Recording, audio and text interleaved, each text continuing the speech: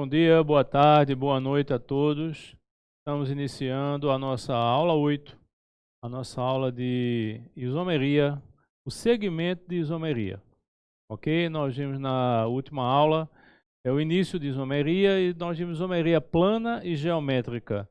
É uma coisa que sempre você tem que reestudar, você tem que fazer exercícios para fixar bem, definir bem.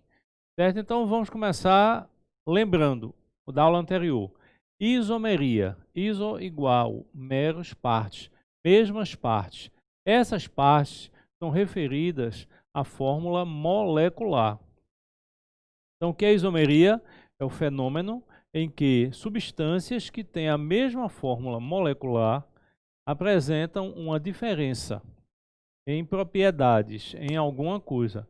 Então, você estudar isomeria, você está estudando esses tipos de diferença. Nós vimos isomeria plana. Se você lembra, são 5 tipos de isomeria plana. Ok? 5 tipos de isomeria plana. E, na verdade, desses 5 tipos, 3 pertencem à mesma função e 2 pertencem a função diferente. Lembra? Isomeria plana pertence à mesma função. Isomeria de cadeia ou núcleo, que muda a classificação de cadeia. Isomeria de posição, que muda a posição de um radical ou de uma insaturação. E metameria, que é exatamente também um caso de isomeria de posição, só que a diferença está na posição de um heteroátomo. Geralmente o oxigênio. Numa prova como o Enem, eles usam mais em relação ao oxigênio. Essas 3 classificações de isomeria plana é quando eles têm a mesma função. Quando a função for diferente, isomeria funcional ou isomeria por tautomeria, certo? Tautomeria é aquela migração de elétrons π e de átomos de hidrogênio. Então, você define os 5 tipos de isomeria. Não esqueçam que estudar isomeria é ver o que é diferente de uma molécula para outra. Porque o que é igual, você já sabe, é a fórmula molecular. 2 ou mais substâncias só podem ser isômeras se elas apresentarem a mesma fórmula molecular. Ok? Bem, isomeria geométrica. Nós temos que ter um plano. Esse plano é chamado plano de assimetria ou simetria. Tá certo? Geralmente assimetria. Então, o que é que vai acontecer com esse plano? Ele vai definir os radicais, onde eles se posicionam. Esse plano ele pode ser definido através de uma ligação dupla quando a cadeia for aberta, mas pode também ser definido através de um ciclo, cadeias cíclicas, fechadas. Então, a isomeria geométrica se classifica de 2 formas, em função, se o composto for de cadeia aberta, em função da dupla. Se for um ciclano, em função do anel que se forma. Em ambos os casos, esse plano vai definir onde estão os radicais. Radical mais complexo no mesmo semi-espaço, cis. Caso contrário, trans, tanto no caso quanto no outro. O ciclo também. Se o mais complexo de um lado não for igual ao do outro, se aconselha, em vez de cis e trans, usar Z e E. Já vimos isso tudo. Agora a gente vai ver exatamente o seguinte: a gente vai fazer uma transição para poder avaliar qual tipo de isomeria que a gente vai ver hoje. Nós já vimos a isomeria plana e isomeria geométrica. Hoje a gente vai ver isomeria óptica. É um dos tipos de isomeria mais usados em prova, seja a prova do Enem ou seja outra prova qualquer. Isomeria óptica. Já está dizendo óptica se referindo à luz, à visão. Ok? Não esqueçam que óptica com P se refere à visão, óptica sem P se refere à audição. Mas se generaliza isso. É o caso específico de isomeria espacial, ou seja, estereoisomeria, em que a diferença entre os isômeros se apresenta pelo comportamento frente à luz. Essa luz é chamada de luz polarizada. Tá certo? Então, notem que é interessante. Esse caso de isomeria é talvez assim um dos casos mais utilizados em prova. Mas, na verdade, é aquele caso teórico, você não vê. Você não vê, por exemplo, na isomeria plana, você pode simular uma molécula e ver que realmente ali tem onde estão as posições, é onde está a classificação. Você pode ver isso tudo. Na geométrica também, você define aquela através da dupla ou através do ciclone e você vê onde estão os radicais. Na isomeria óptica, que é a mais utilizada, automaticamente você não vê. É algo de laboratório. Porque o que é a isomeria óptica? É o comportamento de algumas substâncias frente à luz. Só que acontece que esse comportamento ele é muito importante no nosso estudo. Por exemplo, quando vai para a indústria farmacêutica, quando você vai para a indústria química, então essa isomeria óptica ela é importantíssima. Por exemplo, o estado se identifica, por exemplo, com o plantio de cana-de-açúcar. Então, o teor de sacarose que está na cana-de-açúcar, ela pode ser definida através da isomeria óptica. De acordo, existe um instrumento específico, esse instrumento vai definir, tá certo? É um ângulo, um determinado grau, de acordo com esse ângulo, você sabe, você lê, você refere-se, interpreta o número de isômeros ópticos automaticamente ao teor de sacarose. Então é uma coisa importantíssima. Por exemplo, na farmacêutica se pesquisa o seguinte: existem substâncias que a mesma substância destrógena, ela engorda e a levógena não engorda. Por exemplo, tá certo? Não é que seja sempre assim ou tudo assim, mas você vê como é detalhado isso, como é importante. Em relação ao Enem, é uma coisa mais prática. É uma coisa simples. O que é isomeria óptica? É o comportamento frente à luz. Que tipo de luz? A luz natural? Não, a luz polarizada. E é uma luz que se obtém através de instrumentos, através de lentes, por exemplo, através de prismas. Então, o comportamento frente a essa luz é que vai definir a isomeria óptica. Então, vamos lá, vamos ver como é que a gente segue isso aí, ok? Bem, luz, perturbação corpúsculo-ondulatória, que se apresenta na forma de ondas eletromagnéticas. Notem que o conceito aí é bem detalhado, sofisticado. Corpúsculo-ondulatória é durante o desenvolvimento científico se provou que a luz é onda, é uma onda eletromagnética, mas também ela pode ser interpretada como corpúsculo através do quanta, que é como se fosse o conjunto de energia. Então apresenta na forma de ondas eletromagnéticas. Vamos ver. Olha aí, que coisa linda. Esse entardecer, ou talvez amanhecer, né? Não se sabe bem aí, não está bem claro, mas eu acho que é um entardecer. Muito bonito, essas imagens da natureza, fica para você o tempo todo. Então isso pode ser usado numa prova, essas imagens, não é? Qual a relação que poderia existir. E do lado direito, uma coisa que é também excelente, mas que você vai mais, né? Pelo menos nesse período. Você está confinado. Exatamente os shows. O jogo de luz, ele produz assim um efeito no ser humano muito importante. Ok? Vamos lá. Luz natural. A luz natural é aquela que, ao se propagar, ela vibra. E ela vai girando em torno de um eixo imaginário. Então é uma onda eletromagnética que se propaga em linha reta, mas vibra em diversos planos, na direção em que se difunde, aliás. Certo? Então você tem um eixo de propagação. Não esqueçam, o campo elétrico ele é perpendicular ao campo magnético. Aí quando isso está em movimento, produz exatamente esse efeito de girar, ok?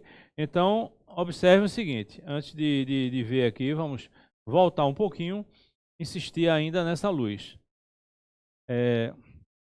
Vamos ver assim, vou pegar aqui um exemplo, tá bom? Pegar alguma coisa aqui para dar um exemplo a vocês. Vamos imaginar que eu tenha isso. Aqui tem um pincel representando o campo elétrico. E aqui tem outro representando um campo magnético. Então, você percebe que eles são verde, aí vai fundir um pouquinho. Então, vamos ver agora. Tá certo? Então, eu tenho o azul, aqui é o campo elétrico, representando o campo elétrico, aqui representa o campo magnético. Note que eles formam um ângulo de 90 graus. Aí, vamos imaginar isso em propagação. Tá aqui, tá certo? Eles não estão estacionados, é energia. Então, não vai estar normalmente estacionado. Então, ó, quando ele se propaga, ele vai girando no espaço. Então, é como se fosse assim, chega um ponto que é como se fosse uma espiral. Então, a luz se propaga dessa forma. Essa é a luz natural, é a luz que nós estamos acostumados. É a luz que você entra no seu quarto, aperta o interruptor, ela chega até você. É a luz do sol, a luz do brilho dos fogos, do fogão, a chama do fogão a gás. Então, observe, essa é a luz que você está acostumado. Só que essa luz, ela não vai ser utilizada para a isomeria óptica. A isomeria óptica é o comportamento de substâncias frente à luz. Que tipo de luz? Polarizada. Então, vamos analisar, vamos ver que luz é essa. Ok? Vamos ver. Olhe a propagação. Agora fica mais claro. Você tem o eixo X e o eixo Y e o eixo Z. O eixo X e Y representa os campos. Então, um campo elétrico, um campo magnético, já que a luz é uma onda eletromagnética. E o eixo Z representa a propagação desses campos. Aí notem aí, ó, ficou bem claro esse desenho. Esse desenho foi difícil de achar, mas ele premia exatamente o pensamento que você tem que ter em relação à isomeria óptica. Olhe aí os vetorzinhos, eles vão se deslocando então numa espiral, que nós representamos dessa forma, em vermelho. Note que esse eixo aí, se você estivesse olhando o eixo, você poderia representar dessa forma. Aí tem alguns vetores, mas notem que são praticamente infinitos os vetores, né, com a propagação. Mas a gente representa dessa forma. Então, essa é a luz normal. Ela não serve. Então, vamos corrigir um pouco essa luz. Luz polarizada. É a luz em que os planos de vibração não giram, se propagando em planos perpendiculares, elétrico e magnético. Opa, olhe agora a imagem. Você tem o X e o Y, então eles ficam estacionados. E a gente representou só um campo. Claro que existem dois, mas nós representamos um campo, para dizer que ele está estacionado. Ok? Olha a representação aqui embaixo, da direita. Apenas uma reta, vermelha. Tá certo? Então, quando você quer representar a luz natural, você tem diversas retas, não é? Quando você quer representar a luz polarizada, você tem só uma. Ok? Vamos lá? Bem, voltando aqui, sempre voltando, olhando para vocês, a gente falar. Isomeria óptica, comportamento de algumas substâncias. Frente a quê? A luz. Que tipo de luz? Polarizada. Que luz é essa? É uma luz que se propaga e os eixos não giram. E como é que você consegue essa luz? Através de instrumentos.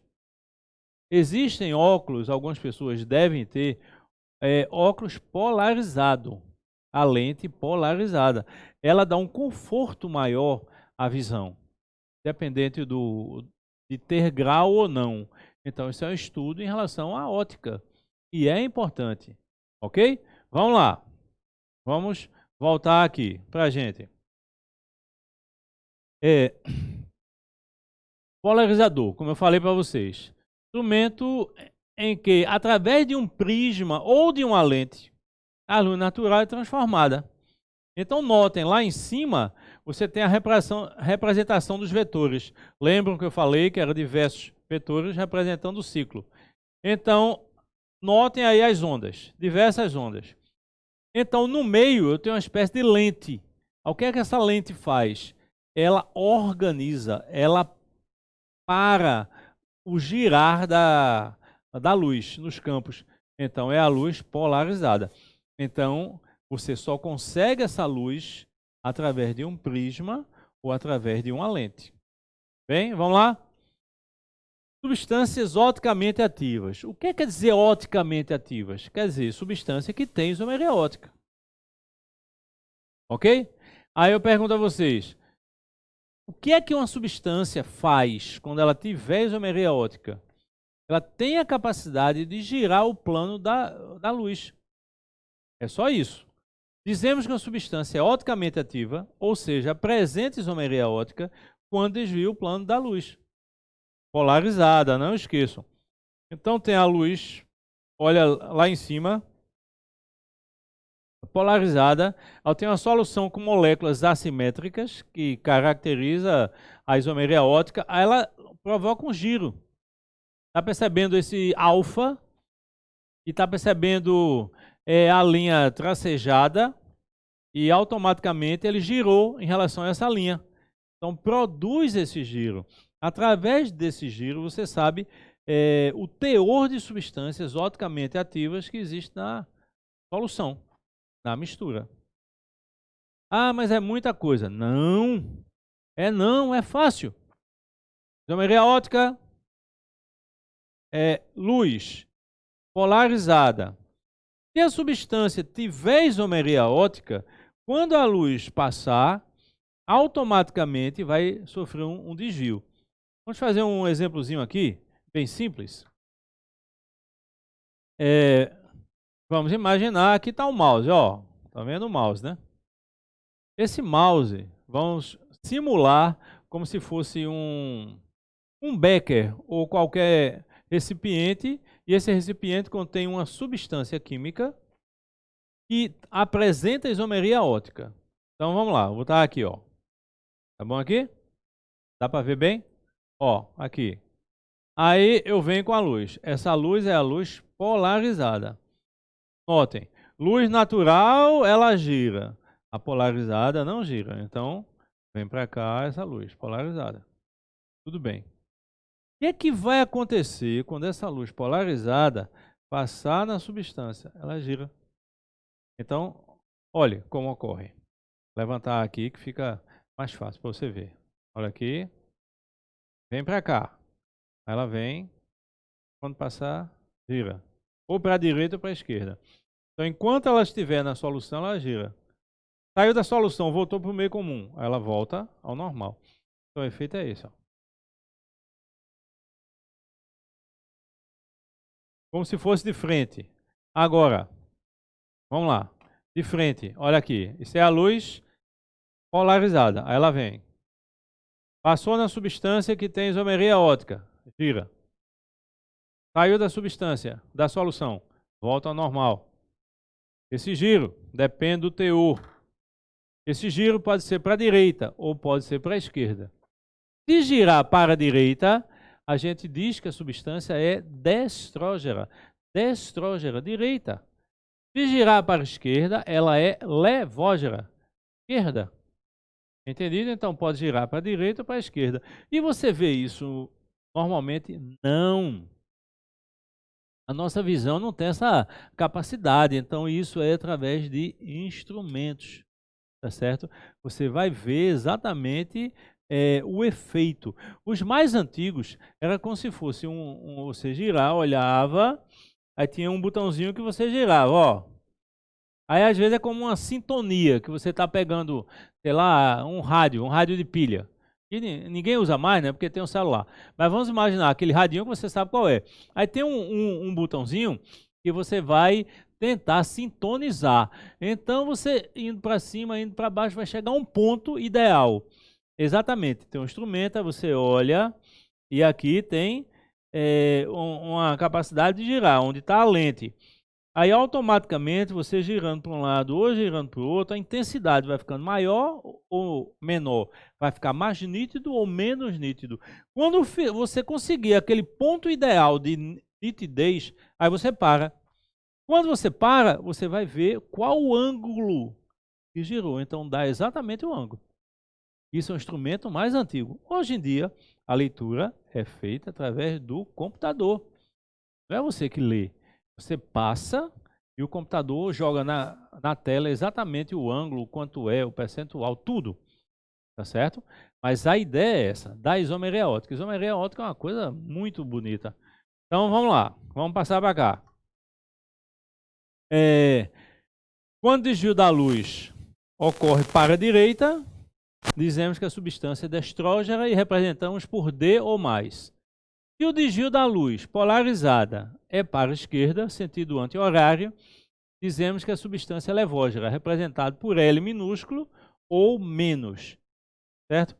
Primeira coisa que você tem que saber, não confunda D minúsculo com D maiúsculo. L minúsculo com L maiúsculo. O D maiúsculo não quer dizer destrógeno. O L maiúsculo não quer dizer levógeno. Eu posso ter um D pequeno, D grande, um D pequeno, L grande.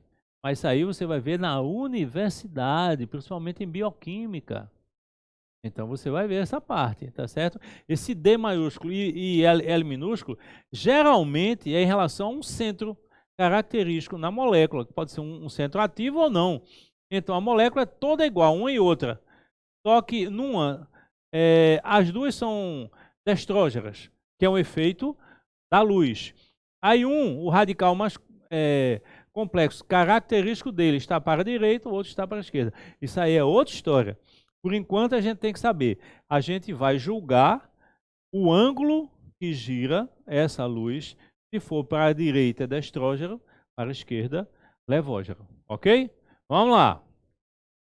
Estamos chegando no ponto da isomeria óptica, de realmente você entender como identificar.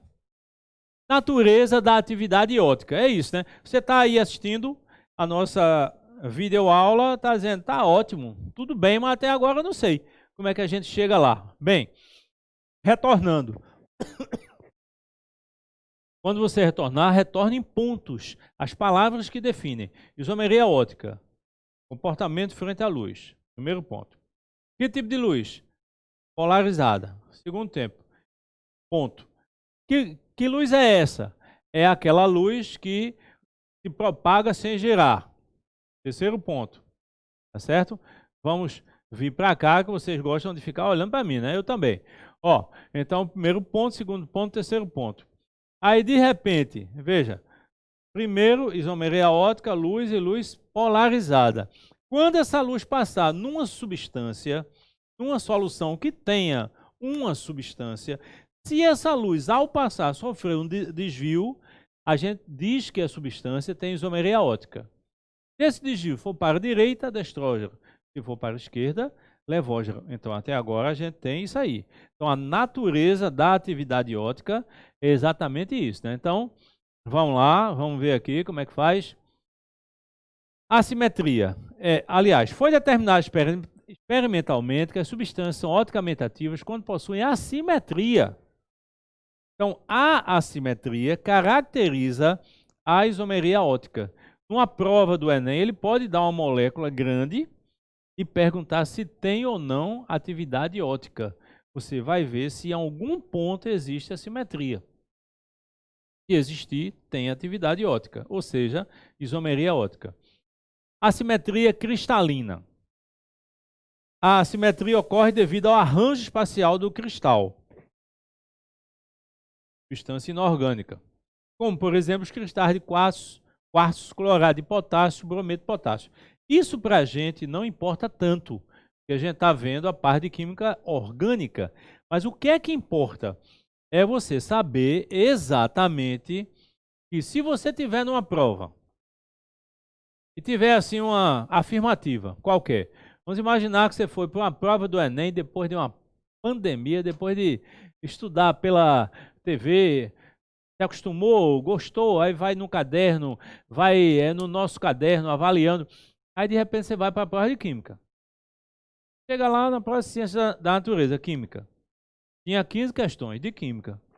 Aí você vai fazendo normalmente e tal, não sei o que e tal. Daqui a pouco você percebe que você acertou 14. tinha 15, até agora você acertou 14.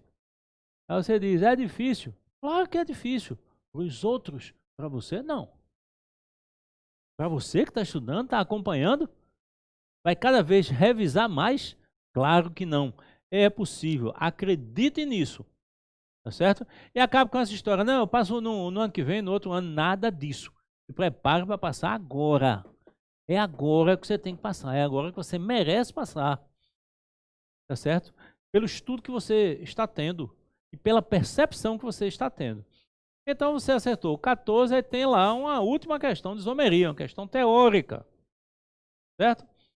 Aí uma das alternativas tem assim, só existe isomeria ótica em compostos orgânicos. Opa! Essa afirmativa é verdadeira ou falsa? Falsa. Nós estudamos nos compostos orgânicos, mas existem compostos inorgânicos, principalmente nos cristais, porque eles apresentam uma certa assimetria. Ok? Então vamos lá. Com isso você o quê? Fechou 15. Opa! Ui! Alegria total. Vamos embora. Assimetria molecular. A assimetria ocorre quando a molécula não possui um plano de simetria, ou seja, possui carbono assimétrico. É o caso mais comum.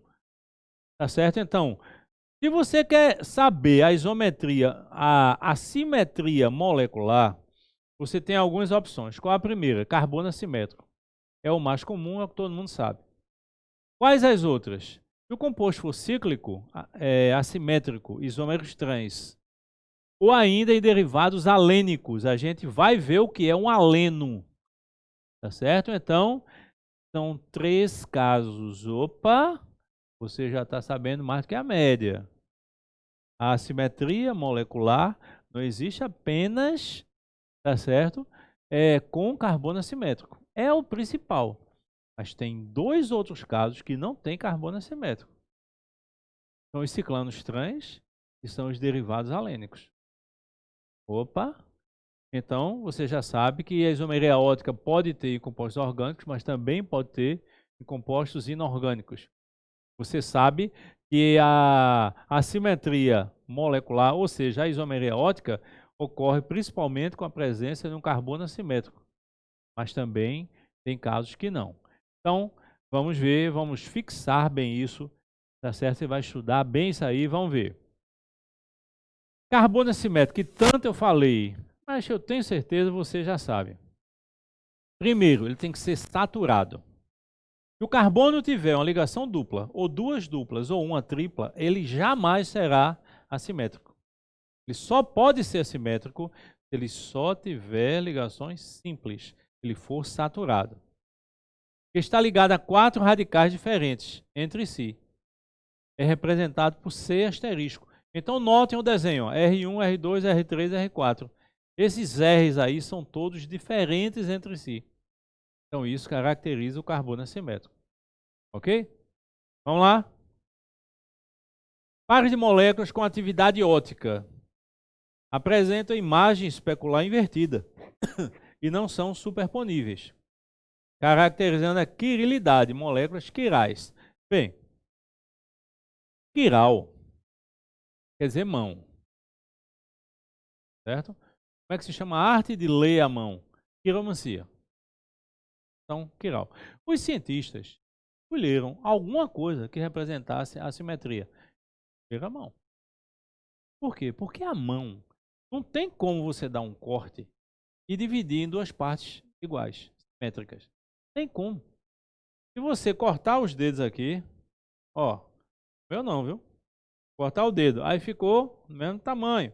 Mas acontece que um é mais gordinho do que o outro. Então não vai. O ponto também aqui, ó, diferente. Ó, ainda tem esse dedo aqui para atrapalhar. Então, sinônimo de assimetria, mão. Virilidade. Aí o que é que diz? Se você tem assimetria, a imagem especular, ou seja, um espelho reto, ele inverte a imagem. Ok? Por exemplo, vamos imaginar que você chegue na frente do espelho e você aponta para o seu olho direito. Qual a imagem que você vai ver no espelho? É você apontando para o seu olho esquerdo.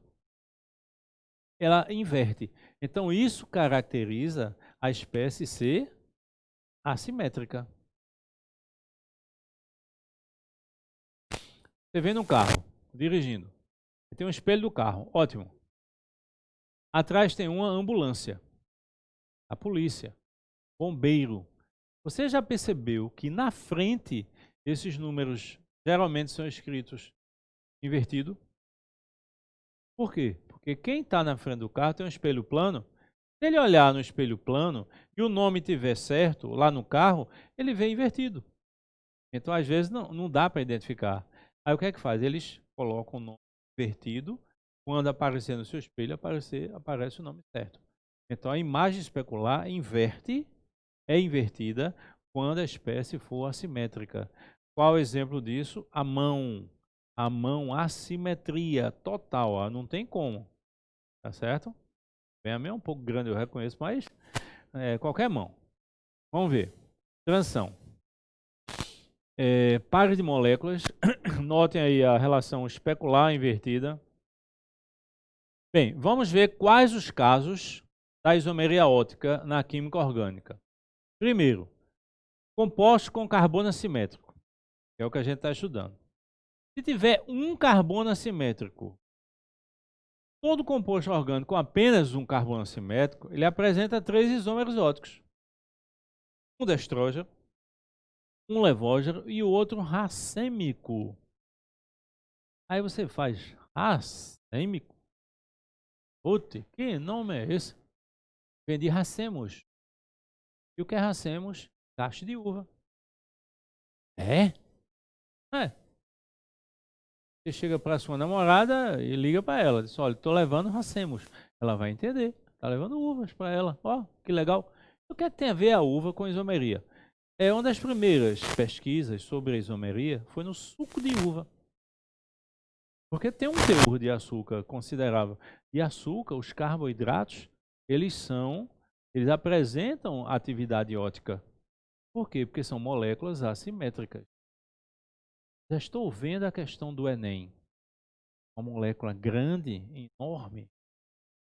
Ele vai perguntar quantos carbonos assimétricos existem. Ele vai perguntar se tem ou não atividade óptica. E muitas vezes ele joga a questão com reação. Ele coloca uma molécula grande, só tem uma hidroxila. Tem outros radicais, geralmente uma parte cíclica, aí só tem uma hidroxila. Aí faz a molécula abaixo, após a sua desidratação, perde a sua atividade óptica. Ó, que pergunta? Você vai ver. Bem, desidratar, retirar a água. Então a hidroxila vai pegar um hidrogênio vizinho, não pode ser do mesmo carbono, e vai se juntar para formar água. Quando se junta, forma a dupla. Então, ao formar a dupla, ao tirar esse radical, será que tem outro ainda assimétrico, outro carbono assimétrico? Porque se não tiver, ele perdeu a atividade óptica. Então, são perguntas que você tem que se acostumar, você tem que ouvir mais de uma vez. Claro que quando tiver em reações, a gente volta a falar sobre isso. Mas é interessante e é importante você escutar mais de uma vez o assunto, o tipo de questão, para você ir se acostumando e fazer uma leitura eficiente. Nunca eu vou querer que você leia rápido. Quem lê rápido, lê 2 vezes, lê 3 vezes. Mas eu vou querer que você lê de forma eficiente. Que é forma eficiente? É uma caneta grifando as palavras-chave. As palavras que vão definir a questão, em que se você tiver a necessidade de uma releitura, basta olhar essas palavras grifadas que você vai entender. É isso. Para passar no Enem, não basta estudar. Seria injustiça da minha parte ou da parte de quem quer que seja falar o que se falava antigamente. Estudar passa. Não é mais assim. Por que não é? Porque os alunos estudam muito, muitas horas, o tempo todo, perseguindo aquele sonho. Então não é a questão de estudar, é a questão de render. certo? É a questão de rendimento. O que é que você rende ao estudar? Você está rendendo muito ou pouco? Se for pouco, pare e mude o tipo. E na prova, como é o seu rendimento em prova? Você estuda muito, sabe tudo, mas na prova o seu rendimento cai. Por quê? Então você tem que avaliar isso, certo? Então não é pressa, é desempenho, é rendimento em relação a você chegar lá. Então isso aí são perguntas teóricas que se você ouvir só uma vez, você não fixa, não vai saber interpretar. Então você tem que ouvir mais de uma vez. A molécula pode ser enorme, mas você vai ver quantos centros de assimetria existem, quantos carbonos assimétricos existem, ok? Vamos lá, estou cheio de esperança para que a gente detone, né, nessas provas aí, ó, que vem daqui a pouco, né? Daqui a pouco chega janeiro. Bem, destrógeno representado por D, levógeno por L e a mistura racêmica por DL. Aí você pergunta, sim, tudo bem, você disse que veio da uva, mas o que é uma mistura racêmica? É uma mistura equimolecular, quer dizer, mesmo número de moléculas, destrógenos e levógenos. Vamos imaginar que existam 10 moléculas destrógenas. Automaticamente eu tenho que ter 10 moléculas levógenas, porque quando elas se unem, elas se anulam. Esse anular também é um tipo de isomeria, chamado DLO racêmico. Bem, molécula do ácido lático. Notem, o carbono da direita não pode ser assimétrico, porque ele está com uma dupla. Eu já disse a vocês, teve dupla, duas duplas ou uma tripla, não pode ser assimétrico. Assimétrico só pode ter ligações simples. E os radicais têm que ser diferentes. O carbono da esquerda é o CH3, então também já está fora. Porque ele tem 3 hidrogênios. Os átomos não podem ser iguais. Ok? Sobra o carbono do meio, que eu representei com asterisco. Quem é que está preso a ele? O hidrogênio, que é diferente do CH3, que por sua vez é diferente da hidroxila, e por sua vez é diferente da carboxila. Então esse carbono está ligado a 4 radicais diferentes. Então ele é assimétrico. Existem quantos assimétricos? Então, gravem isso. Sempre que você tiver um carbono assimétrico, o total de isômeros corresponde a 3 isômeros óticos. Um destrógeno, um levógeno e um racêmico. Ok? Primeiro tipo, vamos ver agora. Você pode estar pensando, qual a diferença que o destrógeno, levógeno e racêmico causa? Bem, D-lático e L-lático, o ácido. O ponto de fusão é o mesmo. Então, ele não vai alterar as propriedades físicas aparentes. O que é que ele altera? A rotação. Como eu disse a vocês. Um gira de 2,6 graus para a direita e o outro gira de 2,6 graus para a esquerda. Sempre assim, essa relação de giro. Ok? Então muda só isso. Só isso, essa diferença, faz com que eles sejam isômeros. Já o DL lático, ou seja, o racêmico, ele tem um ponto de fusão 16,8 e a rotação 0. Por que 0? Porque o destrógeno anulou o levógeno. E o ponto de fusão 16,8 caiu, porque, na verdade, ficou mais fácil de mudar de estado, certo? Como eles estão juntos, tá certo? A interação é tal que facilita a mudança de estado, ok? Bem, vamos ver. Já sabe, se tiver um carbono assimétrico, total de 3 isômeros óticos. A todo isômero de estrógeno corresponde a um levógeno de mesma intensidade. Então, na mesma molécula, não pode ser o destrógeno é mais 8 graus. Esse mais, não esqueçam que é para a direita. O levógeno é menos 10 graus. Isso não existe. Se um é 8 graus para a direita, o outro tem que ser 8 graus para a esquerda. O ângulo tem que ser o mesmo, só que um é destrógeno e o outro é levógeno. As substâncias D e L entre si são chamadas de antípodas óticos ou enantiomorfos. O que quer dizer antípodas? Opostos. Então, que são antípodas óticos? Opostos oticamente. Enantiomorfos, formas opostas. A mistura equimolecular, como eu falei para vocês, mesmo número de moléculas, dos dois antípodas, destrógeno e um levógeno formam uma mistura racêmica, inativa oticamente por compensação externa ou intermolecular.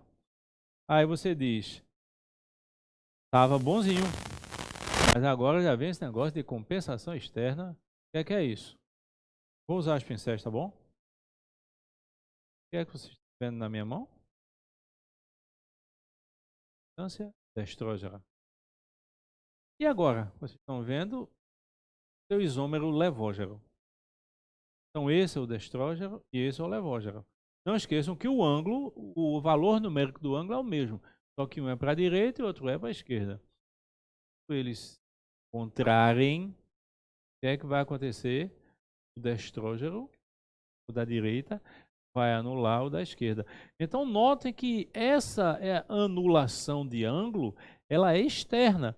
Uma molécula destrógena anula a intensidade da molécula levógena e vice-versa. Então é entre moléculas. Então o DL é entre moléculas. Um grupo de moléculas destrógena anula a mesma quantidade de moléculas levógena na mesma distância. Ok? Então você percebe que a videoaula ela tem uma vantagem que é a repetição. Você ouvindo essas palavras mais de uma vez, você começa a fixar, começa a entender, começa a fazer e vamos adiante. Bem, carbonos assimétricos diferentes. Olhe bem, para dois carbonos serem assimétricos, para um carbono ser assimétrico, ele tem que ser saturado, ligado a 4 radicais diferentes. Para dois carbonos assimétricos serem diferentes, eles têm que estar ligados pelo menos a um radical diferente. Então, nesse caso aí, ó, um é D e o outro é E. Então, quando você pegar a estrutura de um lado, vai ser diferente da estrutura do outro lado. Eles são diferentes, ok? Vamos lá, tem que estar ligado a pelo menos um radical diferente.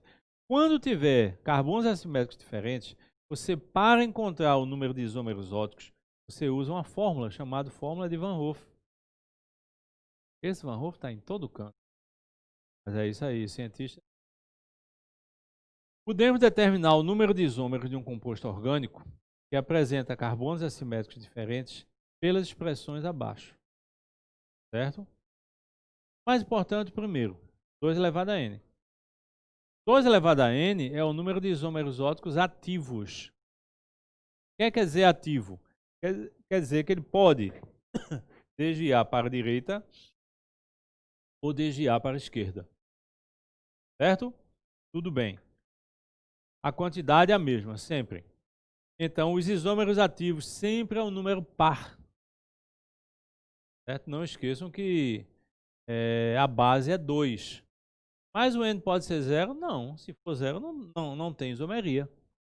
Então, é a partir de 1. A base é 2, sempre vai dar a partir de 1. Número natural, expoente natural, sempre vai dar número par. Então, o que é que vai acontecer?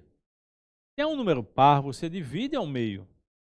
A metade é destrógeno e a metade é levógeno. Vamos imaginar que deu 4, deu 2. Então, um destrógeno e um levógeno. Deu 4. 2 destrógenos e 2 levógenos. Deu 8. 4 destrógenos, 4 levógenos. Sempre assim. Número de isômeros óticos inativos. A metade. 2 elevado a n menos 1. Precisa usar isso. Como eu disse, só precisa da primeira expressão. Ok? 2 elevado a n. Então, a metade. A metade corresponde aos isômeros inativos. Quais são os inativos? O DL. E o número total de isômeros é a soma. E N é o número de carbonos assimétricos diferentes. Vamos ver se a gente entende essa fórmula de Van Hoff, né? Vamos lá. Olha o exemplo. Ácido 2-cloro 3-hidroxibutanoico. Para começar, o asterisco está indicando o carbono ser assimétrico. A pergunta, eles são assimétricos iguais ou diferentes? Resposta, diferentes. Um está ligado à hidroxila, o outro está ligado ao cloro. Ok?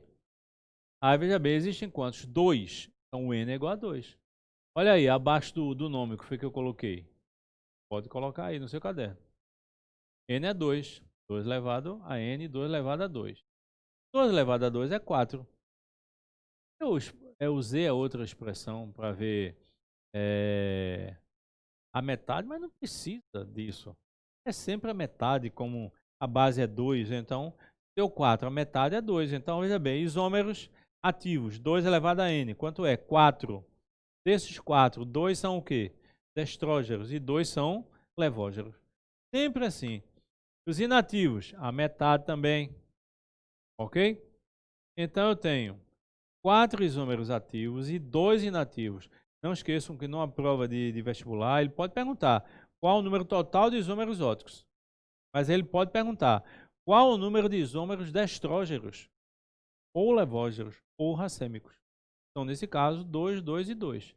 É a metade do 4. Então, somando, total de 6 isômeros óticos. Então, quando eu tiver N igual a 2, vai ter 6 isômeros óticos. Ok, pessoal? Tranquilo? Bem, uma coisa importante. Repitam essa aula. Dá para notar que nós chegamos, na minha opinião, no modelo ideal. Antes a gente tinha uma aula mais longa, bem mais longa. Certo? Alguns alunos gostavam do tempo elevado e a gente via um assunto. Agora a gente vê aulas mais curtas, mas de forma mais eficiente. E 2 assuntos. 2 assuntos na aula, ele é muito importante para não cansar a sua mente. Tá certo? Um assunto relaxa o outro, porque são opostos, praticamente opostos. Ok? Então, muito importante, valorizem o seu estudo, mas sempre mudem a técnica para que você tenha um rendimento maior. Entendido? Tranquilo? Vamos lá. Estamos aqui, ó, com vocês. Bem, carbonos assimétricos equivalentes. Isso já é um caso excepcional. Quando os 2 carbonos são equivalentes, existe sempre 4 isômeros óticos. Então não tem como fazer conta, não precisa. Você já sabe, se eles são equivalentes, são 4 isômeros óticos. Um é destrógeno, um é levógeno, um é racêmico e o outro é meso. O que é um meso? É um inativo. E finalmente o que é isso? O que é esse inativo assim, meso? Certo? Então a primeira coisa que pode acontecer, você está numa prova. Aí tem assim, todo isômero ótico inativo é uma mistura racêmica. Não. Existe um inativo, um tipo de inativo que não é racêmico. Diga agora. Não entendi. Vá, diga. Eu espero você falar. Ok. Então agora você vai entender. Por que eu disse que era o destrógeno e o levógeno? Isso aqui é uma molécula destrógeno. Está girando para a direita. Isso aqui é uma molécula levógeno. Está girando para a esquerda. Elas se encontrarem. Uma molécula anula. Ótimo. Agora vamos ver uma outra coisa. O pincel aqui não é muito novo, mas dá para a gente entender. Vamos imaginar que dentro da própria molécula não é mais entre moléculas. O inativo entre moléculas é o racêmico.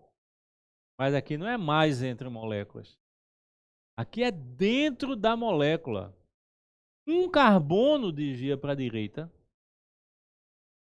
e o outro, com a mesma intensidade, desvia para a esquerda. Então eles se anulam. Qual é o nome desse isômero? Meso. Opa! Alguns nunca entenderam bem isso, né? Então vamos entender? Racêmico. Uma molécula destrógena, molécula levógena. Meso. Dentro da molécula, carbono anula. Só pode anular se tiver a mesma intensidade, certo? E um girar 5 graus para a direita e o outro girar 5 graus para a esquerda. Isso só é possível se os carbonos forem equivalentes. O que são carbonos equivalentes? Carbonos assimétricos são ligados aos mesmos radicais. Primeira pergunta que você está a fim de fazer. E se eu tiver 3 equivalentes? Aí não é mais equivalente. Porque equivalente é um semelhante ao outro em relação aos radicais. Se eu tenho 3, esse sozinho vai ser semelhante a esses 2. Tá certo? Então sempre só tem 2 equivalentes. Entendido? Então, moléculas com 2 carbonos assimétricos equivalentes têm um total de quanto? 4 isômeros óticos. Estrógeno, um levógeno, um racêmico e um meso. 2 ativos, estrógeno e levógeno. 2 inativos, racêmico e meso. Diferença: racêmico, uma molécula estrógena anula uma molécula levógena de mesma substância. Molécula anulando molécula. Então, entre moléculas. Meso, dentro da molécula, um carbono anula o outro. Entenderam bem a diferença? Ótimo. Vamos embora. Tá aqui. É isomeria ótica sem carbono assimétrico. E pode. É exatamente os derivados alênicos. O que é o aleno? É o nome vulgar do propadieno. O propadieno, você olha assim e diz, espera aí, para mim é simétrico. O que tem para a direita é igual ao que tem para a esquerda. Mas acontece que você tem que entender o seguinte, ó. Aqui tem uma dupla, aqui tem outra. Essas duplas, elas não fazem isso. Quando a gente vai dar uma aula de teoria ou coisa assim, até que a gente fala assim, né? As duas duplas. Mas não é, porque elétron repele elétron. Então elas não poderiam ficar no mesmo plano. Então elas invertem. Uma fica num plano e a outra fica. Essa diferença de plano das ligações duplas caracteriza o centro assim. Ok? Não entenderam ainda, né? Mas vamos lá, vamos repetir para a gente poder entender bem isso. Olha a figura, está muito tranquila. Mas agora, olhem essa. Ficou mais fácil de entender. Aquilo que eu falei com os dedos para lá e para cá, você vai ver agora, ó, um plano vertical e outro plano horizontal. Então eles são perpendiculares. Essas duplas não estão no mesmo plano. Então, o que tem para a direita não é igual ao que tem para a esquerda. Ah, mas os átomos podem ser iguais. Pode. No carbono da direita eu posso ter 2 hidrogênios. No carbono da esquerda eu posso ter 2 hidrogênios. Não tem problema. Não é com o carbono assimétrico que tem que ser diferente. É o plano diferente que caracteriza a assimetria. Então, tem um centro de assimetria. Se eu tenho apenas um centro de assimetria, é como se eu tivesse um carbono assimétrico. E qual o total? Já vimos isso anteriormente. 3 isômeros óticos. Estrógeno, um levógeno e um racêmico. Ok? Então, vamos lá. Ó, alguém chega para você e diz: só existe isomeria ótica em compostos orgânicos. Sua resposta: não. Porque tem cristais de quartzo que têm isomeria ótica e não são orgânicos. Primeiro caso. Segundo caso, se alguém chega para você e diz: só existe isomeria ótica em compostos orgânicos com a presença do carbono assimétrico. Você diz: não. Tem casos que não tem carbono assimétrico e mesmo assim existe isomeria ótica. Por quê? Porque a estrutura como um todo, ela se anula. A estrutura como um todo torna simétrico. Aliás, assimétrico. Uma relação e outra. É o que ocorre com o propadieno. Repetindo para você entender bem. Representei ligação dupla. Carbono no meio e aqui 2 duplas. Isso não pode existir. É assim. Por que planos diferentes? Por causa da repulsão eletrônica. Como ligações é importante, tá vendo? Está explicando agora tudo para vocês. Bem, vamos lá. Será que a gente tem mais casos? Vamos ver. Tem sim. Isômeros transassimétricos. Ok? Compostos cíclicos trans podem apresentar atividade ótica, desde que não tenham nenhum plano de simetria, ou seja, assimetria. Aí notem, que composto é esse? Vamos imaginar que a bolinha aí em azul, talvez, por exemplo, seja o cloro. Então seria 2 de cloro ciclopropano. Ah, o bromo, então 2 de bromo ciclopropano. Ah, é o metil, então 2 metil ciclopropano. Mas acontece que esse é o ciclopropano, ou o cloro, ou o bromo, ou o metil, é o trans, porque o plano foi definido pelo ciclano. Radical acima, radical abaixo. Trans. Então, se você passar uma linha dentro, você vai ver que o que tem para a direita é diferente do que tem para a esquerda. Porque um é para cima e o outro é para baixo. Então, tem um total de 3 isômeros óticos. Um destrógeno, um levógeno, um racêmico. Tá certo? Porque tem um centro de assimetria. Certo? Então, vamos lá. Recapitulando. O que é isomeria ótica? Alguém hoje vai lhe perguntar. Você está andando em casa assim, alguém chega, por favor, o que é isomeria ótica? Qual a resposta? Comportamento de algumas substâncias frente à luz. Que tipo de luz? Polarizada. Ora, o que é isso? É uma luz que, ao se propagar, ela não gira no espaço, ela fica estacionada. E como é que se consegue? Através de lentes ou de prismas. Ótimo. Quando essa luz polarizada passar numa substância, essa substância vai apresentar atividade ótica, que nas provas também pode ser chamado de isomeria ótica. Então, quartos compostos têm isomeria ótica. Essa substância vai apresentar se ela tiver capacidade de desviar o plano, ou para a direita ou para a esquerda. Se desviar para a direita, destrógeno. Se desviar para a esquerda, levógeno. Se eu juntar o mesmo número de moléculas, destrógenas e levógenas, racêmico, que é inativo, não desvia para um lado, nem desvia para o outro. Ok? E nos compostos orgânicos, isso acontece de que forma? Geralmente, normalmente, carbono assimétrico. Carbono saturado que liga-se a 4 radicais diferentes. Se o composto só tiver um carbono assimétrico, total de 3 isômeros óticos. Destrógeno, um levógeno e um. Se ele tiver de 2 em diante, você vai usar a fórmula de Van Hoff, que é 2 elevado a n. Ah, mas eu não gosto de fórmula. Nem eu. Mas você vai deixar de acertar porque vai esquecer. 2 elevado a n. Tá certo? Então, 2 elevado a n. É quanto? Tem, vamos imaginar, 3 assimétricos diferentes. Então, 2 elevado a 3, que é quanto? 8. Então, isômeros ativos, 8. 4 destrógeno, 4 levógeno e 4 racêmicos. Então, você tem um total de 12 isômeros óticos. E assim vai. Ok? Não é fácil? Aí, de repente, pode ter isomeria ótica sem ter o carbono assimétrico? Pode. Onde? Derivados alênicos, que é do propadieno, por causa do plano, ou ciclanos trans. Porque, em ambos os casos, mesmo que não tenha carbono assimétrico, tem um plano de assimetria. O que é que são carbonos equivalentes? Carbonos que estão ligados aos mesmos radicais.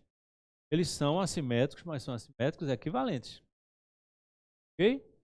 Bem, tudo tranquilo, sem dificuldade alguma. Ok? Mas acontece, tá certo, que nesse composto que tem 2 carbonos equivalentes, só pode ter 2, e a partir disso tem como um carbono ser igual ao outro, que fica um para um lado e 3 para o outro, então só aí já está a diferença, tá certo? Então 2 equivalentes. Aí de repente o que é que acontece? Existe um novo isômero inativo, que é o isômero meso. Qual a diferença do isômero racêmico para o isômero meso? Racêmico, mistura. Mesma quantidade de estrógeno e levógeno. Meso, dentro da molécula, carbono anula o outro, porque eles têm o mesmo ângulo. E quando é que eles vão ter o mesmo ângulo? Quando eles estiverem ligados aos mesmos radicais. Ok? Bem, algumas coisas importantes. Esse modelo está dando certo. Recebi algumas mensagens falando algumas coisas, então a mudança foi importante. Ok? E não esqueçam, vocês vão receber essa aula na terça, geralmente na terça. pode ser à noite, mas é na terça-feira. E o que vai acontecer é a gente vai começar a enviar para vocês a resolução dos exercícios de classe, dos assuntos que nós vimos até agora. Funções inorgânicas, hidrocarbonetos, outras funções oxigenadas, nitrogenadas, sulfuradas, tá certo? E esses dois assuntos que nós estamos vendo, terminando, que é estequiometria e é isomeria óptica. Então, a gente vai até procurar mandar de uma só vez o capítulo. Entendido? Bem, vamos agora dar a vocês 10 segundos para a gente mudar de assunto. Nessa mudança, você pode parar a gravação, pode tomar água, sei lá, fazer o que você quiser, dar um tempinho e voltar. Porque agora nós vamos ver os casos especiais de estequiometria. 10 segundos.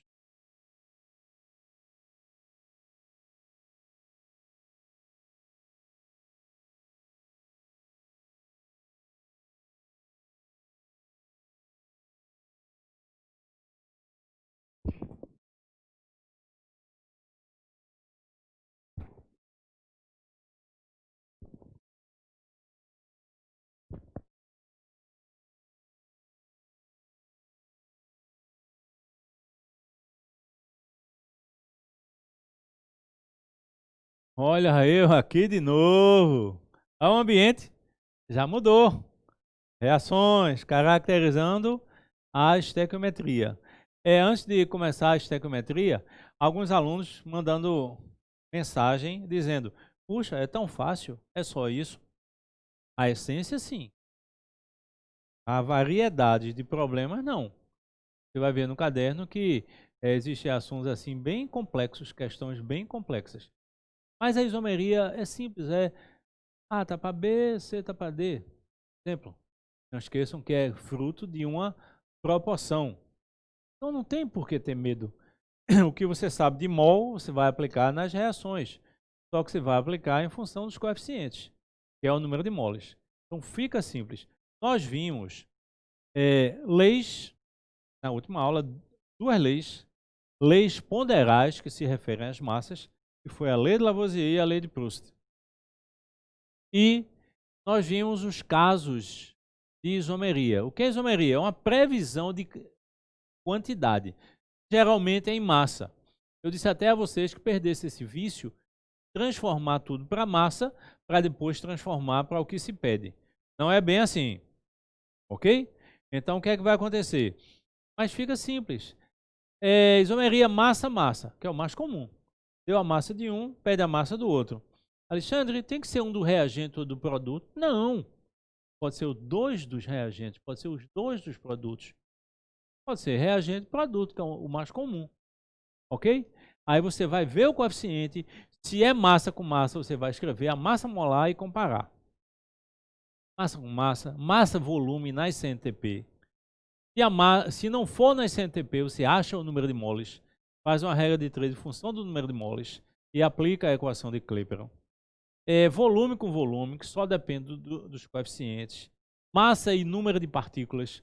Número de partículas, então você tem que usar um mol em quantidade, 6,02 vezes 10 a 23.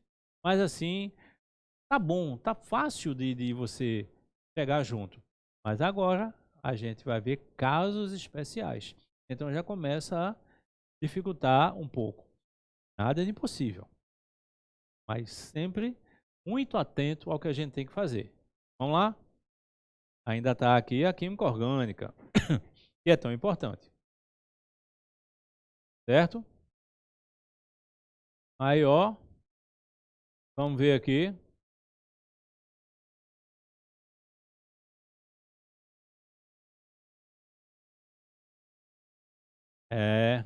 Agora sim. Vamos ver. Aula 9, que se refere à estequiometria. Casos especiais. Primeiro, cálculo com substâncias impuras. Voltar para a gente, eu sempre gosto de voltar porque esse olho no olho explica melhor. Então, o que é que são cálculos especiais? É a mesma estequiometria, só que você não tem que fazer uma regra de 3, você tem que fazer 2, 3, 4, 5, depende. Quer dizer, sempre é pedido algo mais. Você faz o básico que você aprendeu, mas faz alguma coisa a mais. Então, esses são os casos especiais. Primeiro caso é exatamente esse, cálculo com substâncias impuras. É o cálculo em que a massa de um dos reagentes tem uma certa quantidade de impurezas. Só usamos para o cálculo a massa pura da amostra. Isso é a chave de tudo. Então, observe o que é que tem que acontecer. Ok? Está aqui? Não, voltou, está aqui. O que é que tem que acontecer? Tem que acontecer exatamente o seguinte, que uma substância que vai reagir com outra, se ali tem alguma impureza, essa impureza não reage. Você diz, e tem que ter impurezas? Tudo tem impurezas. Essas impurezas vêm do ar, certo? De forma natural ou não, essas impurezas vêm da água. Então, quando você faz uma solução qualquer, não é 100% que está ali, tá certo? Mas você, para um cálculo, para algo mais prático e direto, então automaticamente você vai usar idealizar o 100%. Mas não é verdade. Não é bem assim. Okay? Aí o que é que acontece? Você vai fazer uma reação com ferro. Aí você tem uma amostra de um minério de ferro. Ora, você tem um minério de ferro. Você não tem um ferro. Então, esse minério de ferro tem um percentual de outras substâncias, que pode ser outros metais, pode ser sílica, areia, que é a areia, pode ser uma série de coisas, mas eles não vão reagir. Então, qual o segredo? Você tira a parte pura, e a parte impura não serve. Ok? Vamos lá. Tranquilo. Tá aqui agora? Tá, vamos. Exemplo. Primeiro caso, não esqueçam, substância impura. Vamos ler o exemplo e vamos ver como a gente desenvolveu isso.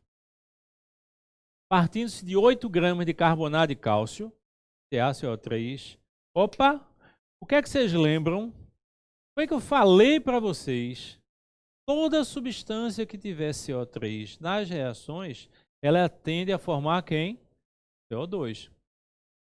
Então vamos repetir. Partindo-se de 8 gramas de carbonato de cálcio com 80% de pureza, quer dizer, 20% não serve para a reação.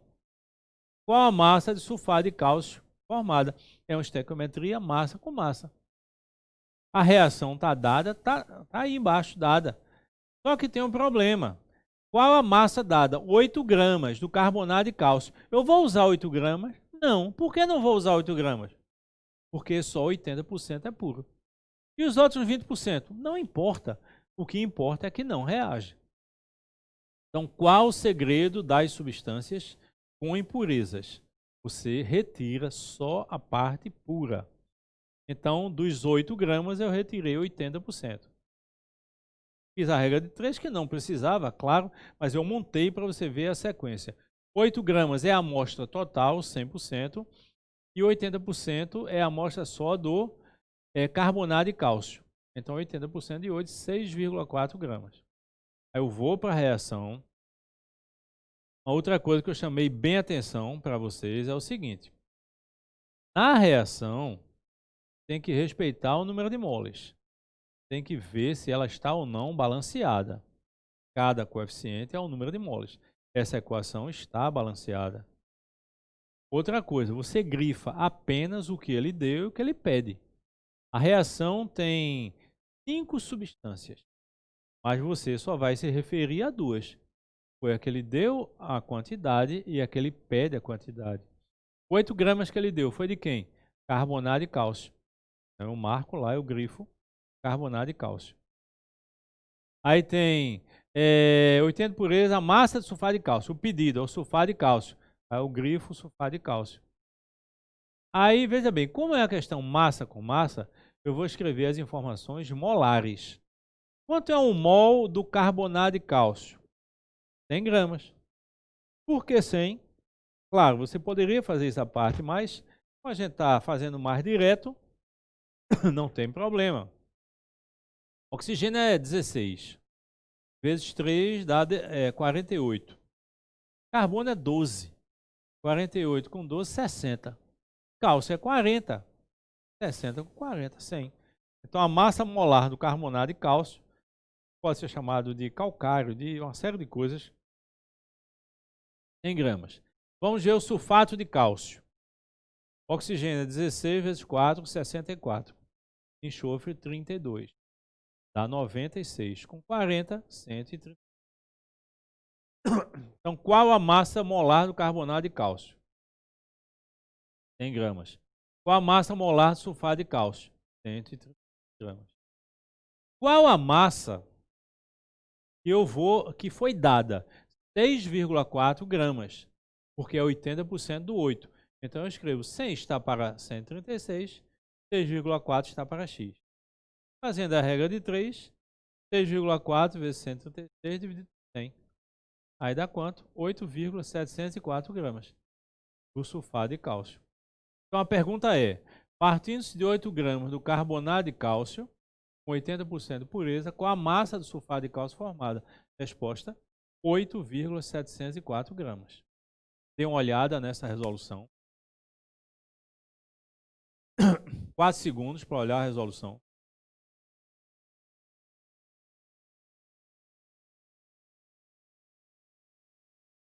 Ótimo. Ficou bom, não ficou? Também achei.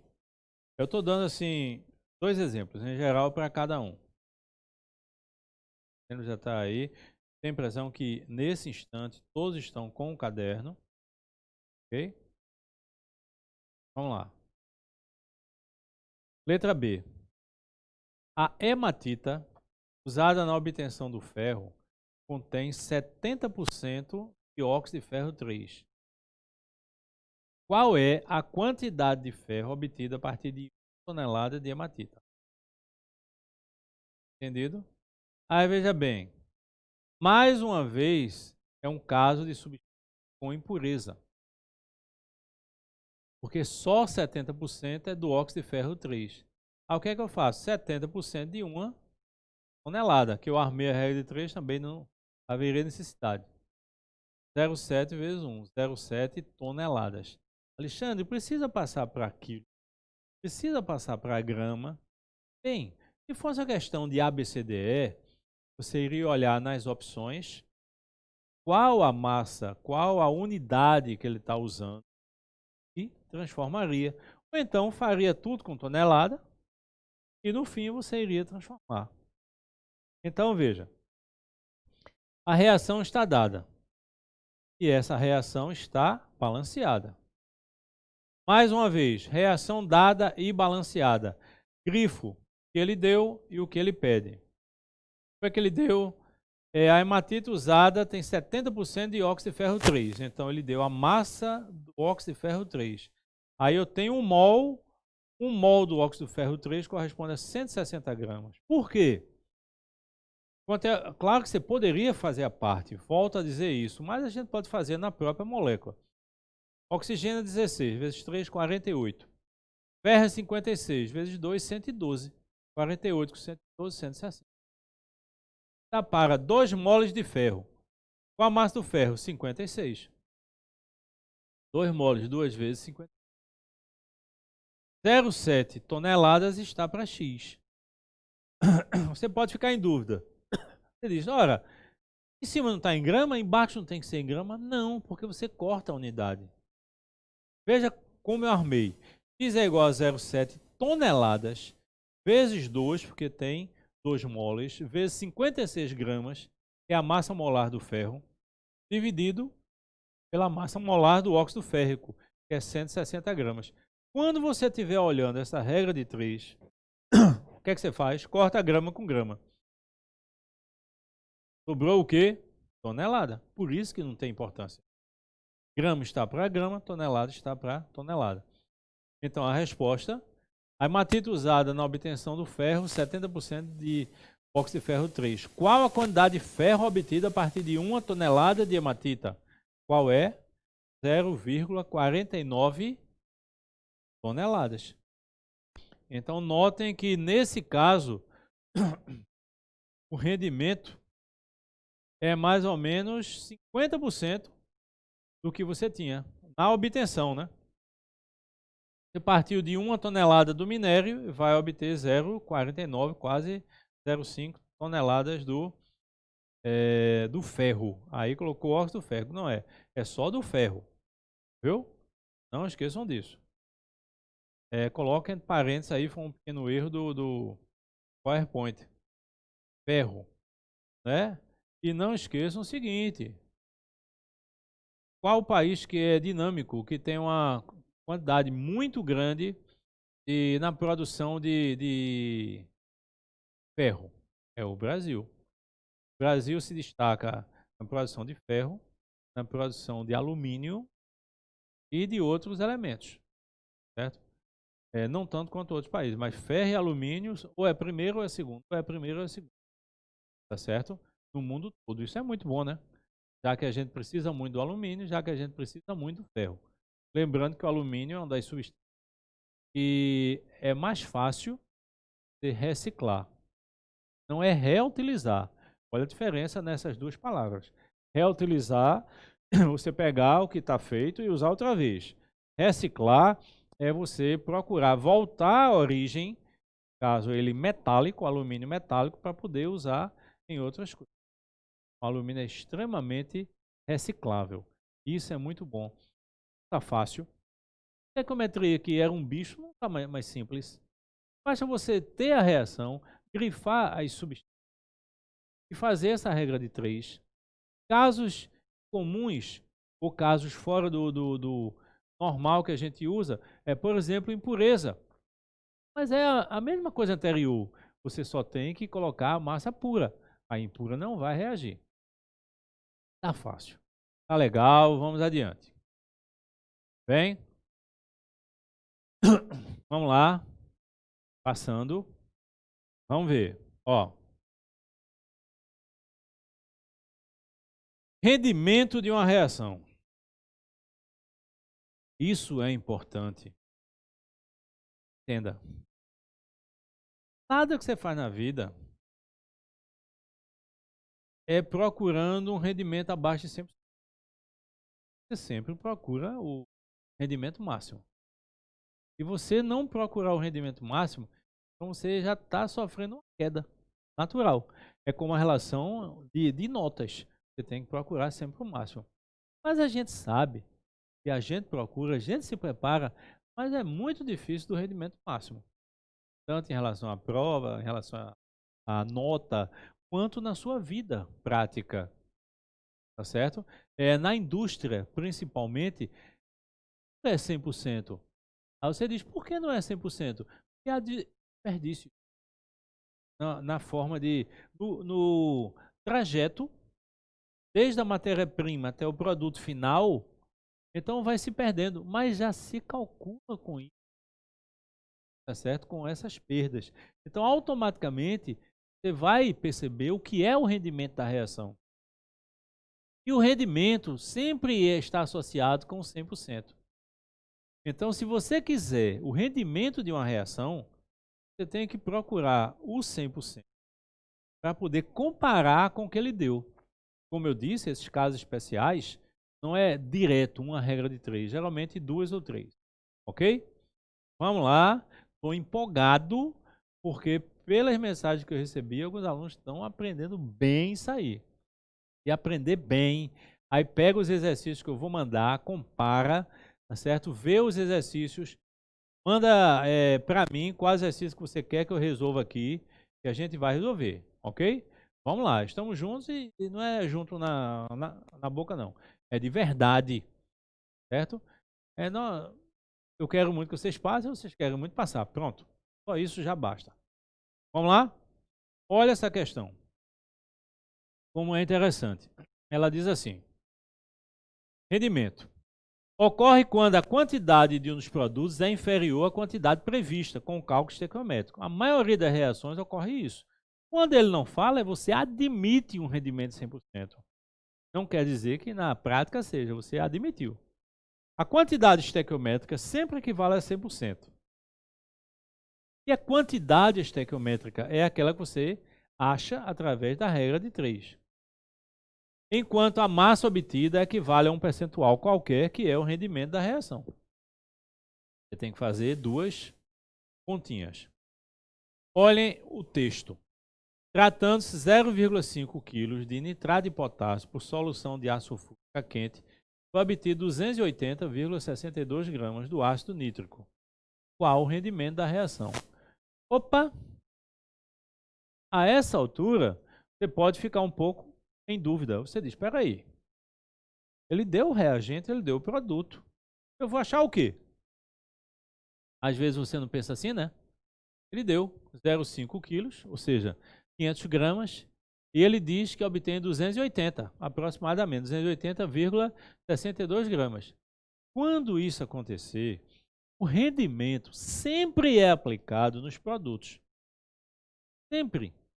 O rendimento sempre é aplicado no que você faz no final. Você passou o ano todo estudando, tá certo? Aí chega na prova, você não acerta tudo, acerta 80% da prova. Então, o rendimento foi em relação àquela parte final, àquela prova.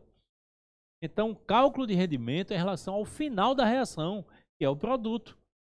Então, o que é que você faz? Você vai achar qual a quantidade máxima que você poderia obter através de 0,5 kg do nitrato de potássio. E depois comparar com o que realmente obteve. Certo? Vamos lá. Opa. Veja bem, vamos lá. Voltou aqui, peraí, viu?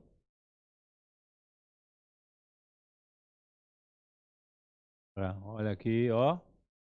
Eita, tô ficando bom nisso. Certo? Vamos ver como é que fica. Nitrato de potássio reage com ácido sulfúrico, dando sulfato de potássio e ácido nítrico. A reação geralmente é dada. Mas se você pudesse acostumar em fazer algumas, principalmente combustão e formação, já ajuda muito.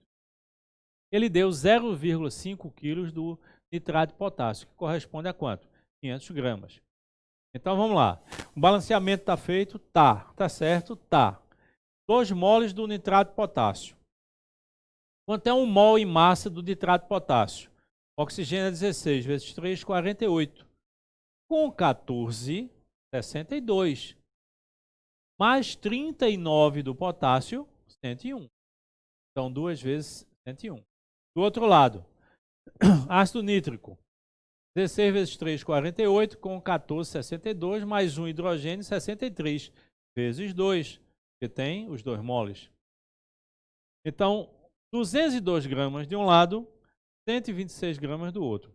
202 gramas do nitrato de potássio produz 126 gramas do ácido nítrico. Eu não coloco a massa final, eu coloco sempre o 2 ou 1 ou 3 para você entender essa dependência que nós temos do coeficiente, do número de moles. Quando eu tiver 500 gramas, eu vou ter X. Então, o que é que eu vou encontrar? Eu vou encontrar qual a quantidade em massa máxima do ácido nítrico que nós podemos obter através do nitrato de potássio.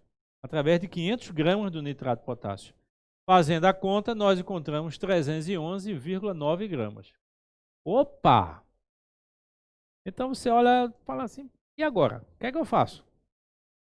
311,9 é o que nós chamamos de massa estequiométrica.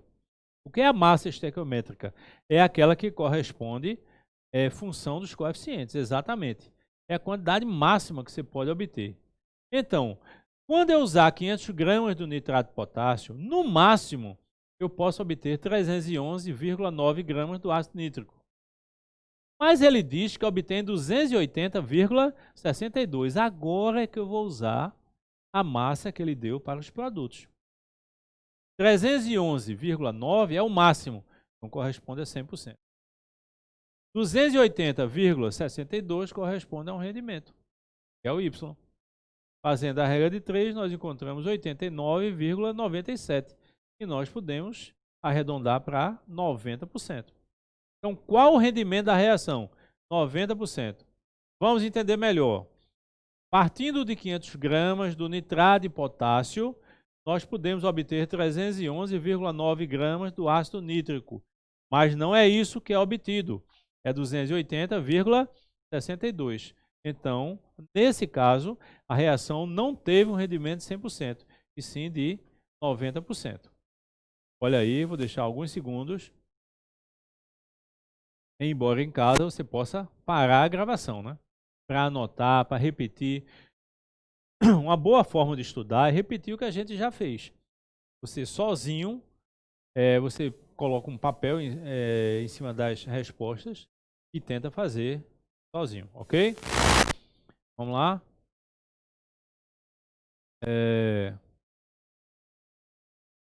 Vamos para outra questão. Letra B.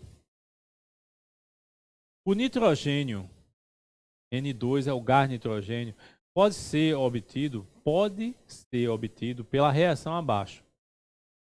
Qual o volume do N2, gás nitrogênio, na CNTP através de 12,8 gramas do reagente, supondo um rendimento de 80%. No caso anterior, ele deu uma massa e pediu o rendimento. Você achou o 100%. Nesse caso, ele já diz que o rendimento é 80%. Então, você vai achar a quantidade máxima e vai aplicar 80% em cima disso. Não é fácil. Então, vamos ver a reação. Mais uma vez, está ou não está balanceada? Sempre se perguntem isso. Resposta, sim. Outra coisa, grifo, marco as substâncias utilizadas. O que ele deu, o que ele pede. Então, ele deu 12,8 gramas do reagente, que é o NH4NO2, nitrito de amônio. Pelo aquecimento, produz água e o N2. Ele deu massa do reagente, então eu vou escrever 1 mol em massa. 16 do oxigênio vezes 2, 32. O nitrogênio é 14 vezes 2, 28. Então dá 58. Mais 4, tá certo? É isso mesmo? 64 gramas, é isso? 32 com 14. Tá certo? É isso mesmo. 64 gramas, dando 22,4 litros. 28, vamos ver essa conta aí de novo, ó. 14 do nitrogênio vezes 2, 28. 28 com 32, 60. Mais 4 do hidrogênio, 64. Ok, a explicação está certa. 1 mol, 64 gramas, produz 1 mol gasoso do N2, que é quanto?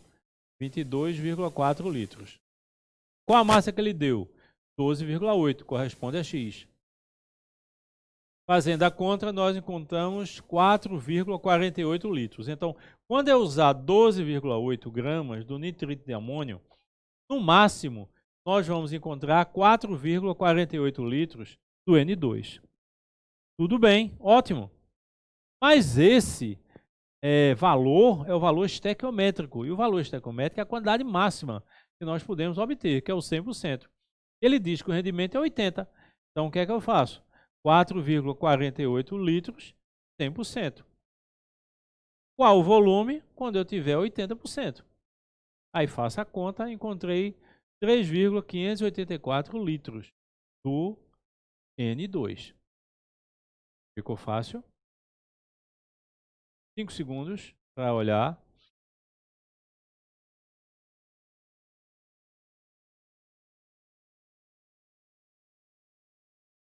Ok.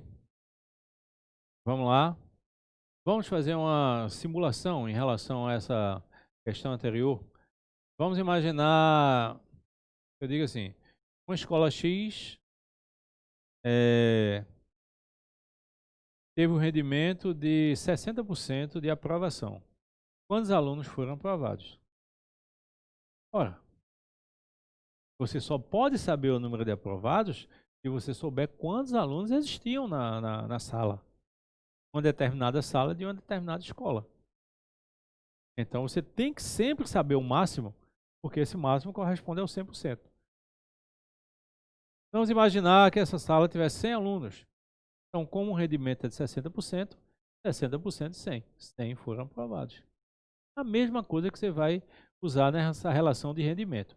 Sempre você vai atrás do 100% para comparar com o que foi obtido ou através de um percentual definir o que foi obtido. Tranquilo, fácil. Vamos embora. Vamos avaliar, analisar aqui, ó. Vamos ver. Mais uma vez a nossa transição, né? Bem, e agora? Reagente em excesso. Esse reagente em excesso, para alguns, é difícil. Mas nós vamos dar uma dica que facilita muito a sua vida. Para começar, e é interessante isso, é interessante que você veja isso. Quando você estiver numa prova qualquer, será que a prova vai informar uma questão de reagente em excesso? Não. Você é que tem que saber. E como é que você vai saber se é uma questão de reagente em excesso? Quando forem dadas as informações dos dois reagentes. Porque não tem necessidade de dois reagentes. Ele deu A reage com B dando C e D. Qual a massa de D? Mas ele deu a massa de A e a massa de B. Para que dois reagentes? Então, quando ele der dois reagentes, você tem que descobrir quem está em excesso. Ou se existe excesso. O que está em excesso, você não vai usar. Eu uso o que não está em excesso. Porque se ele não está em excesso, ele vai reagir todo. Primeiro ponto. Segundo ponto. Às vezes o aluno confunde. E tem questões que falam assim: 10 gramas de zinco reagindo com ácido clorídrico em excesso, numa reação com rendimento de 90%. Qual a massa de hidrogênio obtida? Esse reagente em excesso que ele fala, não quer dizer que seja uma questão de excesso. Quando ele diz aí, sem dar a informação, sem dar um valor para o excesso, ele está dizendo que vai reagir todo. Eu tenho zinco, ele vai reagir todo, não sobra nada do zinco. Então é uma forma de dizer, uma determinada 10 gramas de zinco reagiu com ácido clorídrico em excesso. A palavra excesso aqui é só para dizer que o zinco vai reagir todo. Se fosse uma questão de excesso mesmo, ele daria as duas informações. 10 gramas de zinco reage com 20 gramas de ácido clorídrico, para dar não sei quanto. Então, como ele deu dois reagentes, você desconfia de excesso. A ciência faz isso. A ciência não tem certeza, ela desconfia. Aí ela vai atrás de como provar isso. Você vê isso o tempo todo. Então não tenham esse receio, nem tenha esse encharque que você talvez tenha para dizer, puxa, eu estudo tanto para apenas desconfiar. Não, através da desconfiança é que você vai chegar no resultado. Então, através do texto, você sabe, ele deu dois reagentes, aí você, opa, é excesso. Aí existe um segredo para definir esse excesso. Em livros, às vezes, complica muito. São 2, 3, 4, 5, 6 páginas para explicar coisas mais simples. Então, você tem que ser prático, porque cada questão, um pouquinho mais demorada, que você fizer de forma mais rápida, mais eficiente, não é só a questão de rápido, é eficiente, ou seja, em menos tempo, vai sobrar tempo para fazer outras questões. Então pense nisso, construa a sua prova, e a sua nota aumenta muito. Ok? Então vamos lá. Eu tenho assim, ó. Reagente em excesso, já falamos, ocorre quando dois reagentes são misturados e existe excesso da massa de um deles. Não esqueça que uma reação tem as massas em proporção definida. O que é a proporção definida? Se 10 gramas de A reage com 15 gramas de B, se você botar 10 gramas de A com 30 de B, você botou mais do que necessitava, porque só precisa de 15. Então vai reagir 15, o resto é sobra, o resto é excesso. Se você botar 1000 gramas, eu só preciso de 15, o resto sobra. Vamos ver como a gente aplica isso. Mas não esqueçam, coloquem na cabecinha, anotem, rabisquem. Quando é que você vai desconfiar do problema ser com reagente em excesso? Quando forem dados dois reagentes. Então, tenho 128 gramas do dióxido de enxofre foram colocados em presença de 160 gramas de oxigênio. Que quantidade do trióxido de enxofre será teoricamente possível obter? Vamos ver. Não olhem para essa chavezinha que tem do lado direito agora. Olhem para a reação. Primeiro, notar, ela está ou não balanceada? Está. Né? Então, você vai ver. 64 gramas é a massa molar do SO2.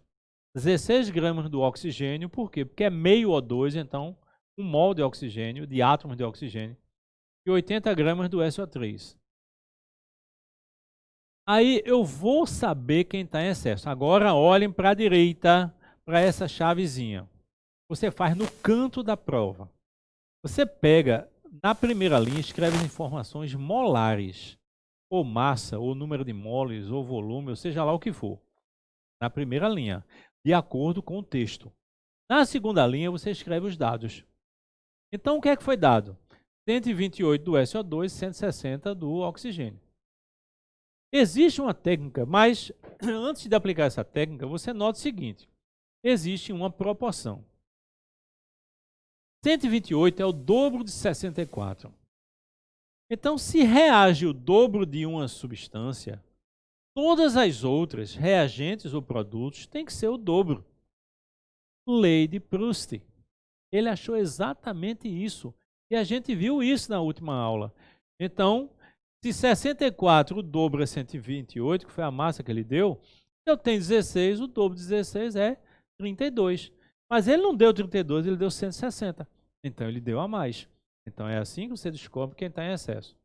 Mas você não gosta de fazer assim, então vamos fazer tecnicamente. Primeira linha, informações molares. Segunda linha, os dados dos reagentes. Embaixo, claro, cada um, né? SO2 do SO2, O2 do O2.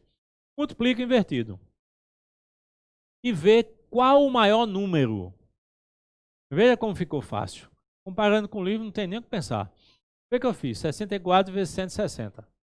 Deu 10.240. 16 vezes 128. Deu 2.048. Ora, quando eu faço isso, esse produto deu igual, o mesmo número? Resposta, não. Deu um maior? Deu. Quem foi? 10.240. Qual foi o dado do problema que gerou esse número maior? 160. Então, ele está em excesso. E o excesso a gente não usa, porque ele não reage todo. Eu, particularmente, eu gosto mais de fazer essa análise de dobro, de triplo, de metade, tá certo? Que fica mais fácil. Mas vamos ver assim, ou de um jeito ou de outro, o 160 está em excesso. Aí eu não usei o 160. Vamos voltar para a regra 3. Se eu não vou usar o 160, qual o reagente que eu vou usar? SO2. Qual foi a massa? 128. Tá para X. Então, esse X dá quanto? Fazendo a conta, 160 gramas do SO3. Ok?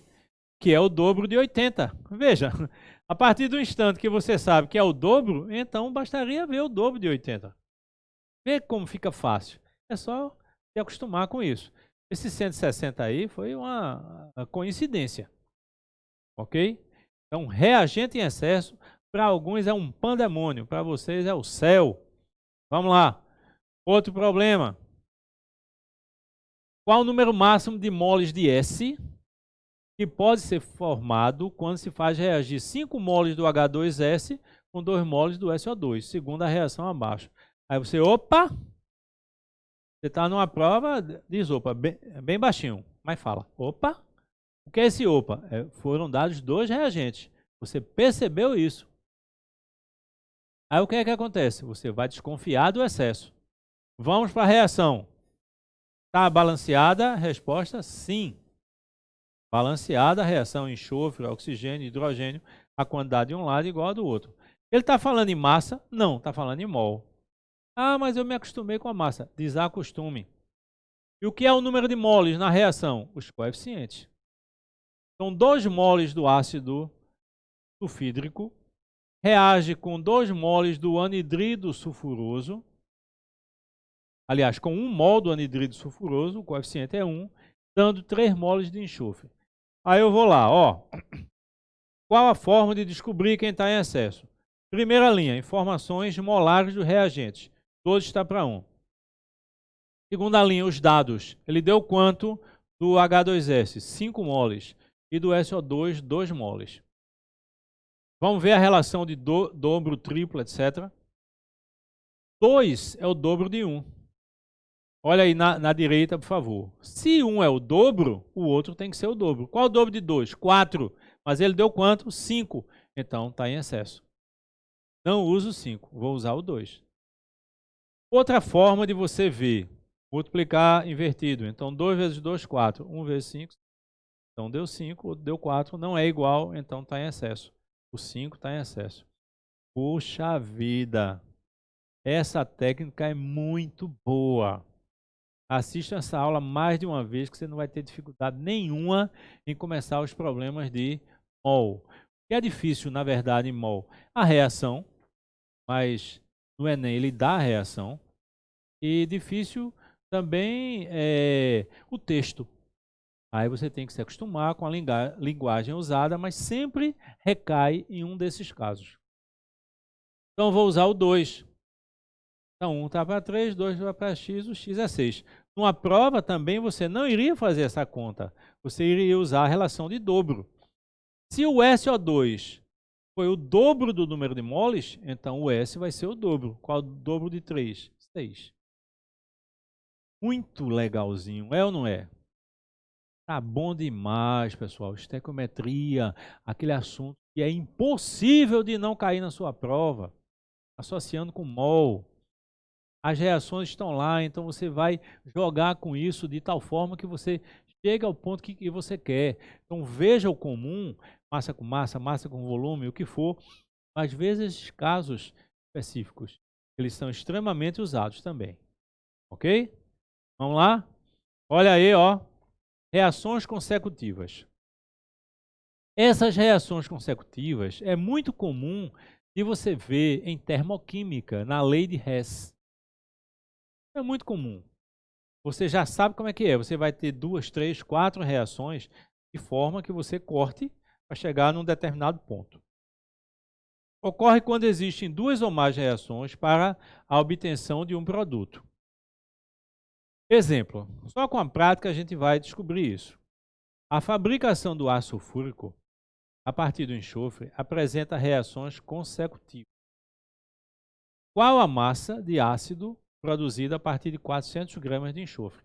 A pergunta é direta. Qual a massa do ácido a partir de 400 gramas de enxofre?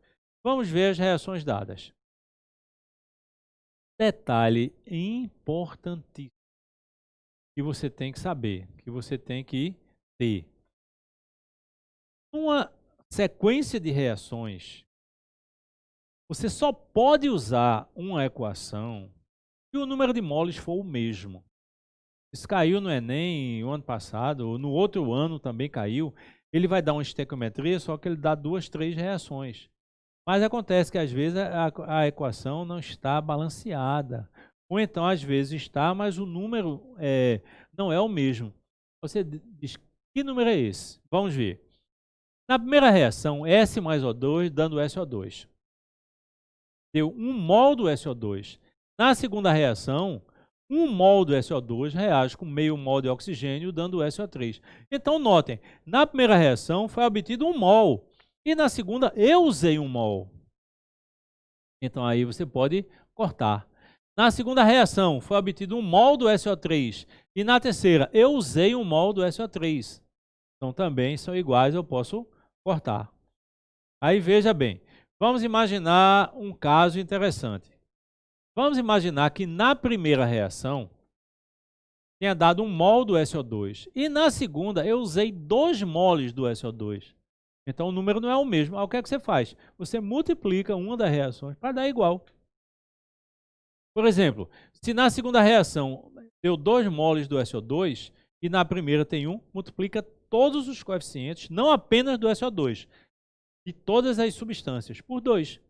Aí ficou 2 e 2, aí você pode cortar. Na lei de Hess é comum você inverter uma reação. Nesse caso aí não foi preciso. SO2 produziu 1 mol de SO2, 1 mol de SO3 foi usado 1 mol de SO3, então eu corto. Cortando deu S, mais, ora, 1 mol de oxigênio mais meio é 1,5. Quanto é 1,5? 3 meios. Mais água, dando H2SO4. Aí eu vou, grifo, o que ele deu, o que ele pede. Ele pede a massa do ácido a partir de uma determinada massa do enxofre. 32, 98, um mol do enxofre é 32, um mol do ácido 98. 400 está para X, encontro X, 1.225 gramas do ácido sulfúrico. Ok? Mas, eu vou dar um conselho. Para ganhar tempo, para ser mais eficiente, não precisa formar uma nova equação. Você pega exatamente, já que um é exatamente igual ao outro, um mol do SO2, tanto em cima quanto embaixo, um mol do SO3, tanto em cima quanto embaixo, já que é igual, aí o que é que você faz? Você pega só o que ele deu. O que é que ele deu? Enxofre. O que é que ele pede? Ácido sulfúrico. Então, notem essa resolução da direita. Você percebe que vai dar igual, aí você analisa só isso. Qual o mol do enxofre? 32 está para 98, 400 está para X. É a mesma coisa, só que evitou você fazer a reação principal. Ok?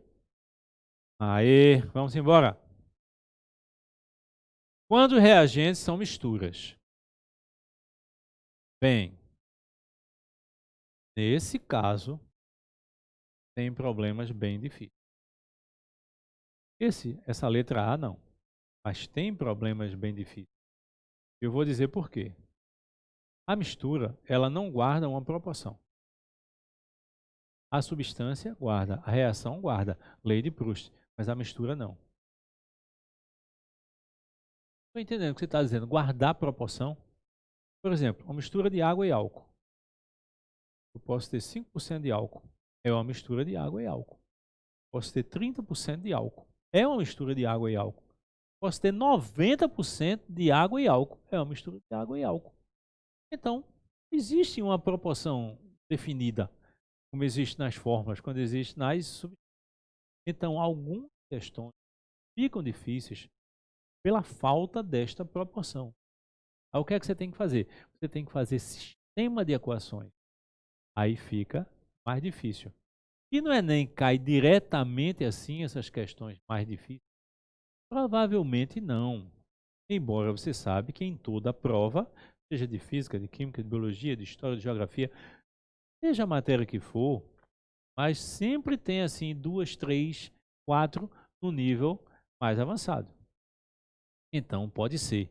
E outra coisa, não é desperdício você estudar, você aprender isso, certo? Então eu vou fazer a letra A para a gente ver alguma coisa. Note que eu não vou poder colocar numa reação só, eu tenho que fazer a parte. E a letra B a gente conversa daqui a pouco, ok? Vamos ver? Vamos voltar. E, bem, quando reagentes são misturas? Ocorre quando misturas participam como reagentes da reação química, como ligas metálicas, combustão da gasolina, misturas gasosas, etc. Exemplo: uma mistura formada por 5 moles de flúor e 10 moles de cloro reage completamente com hidrogênio. Qual a massa total dos produtos formados? Bem, primeira coisa que você tem que entender.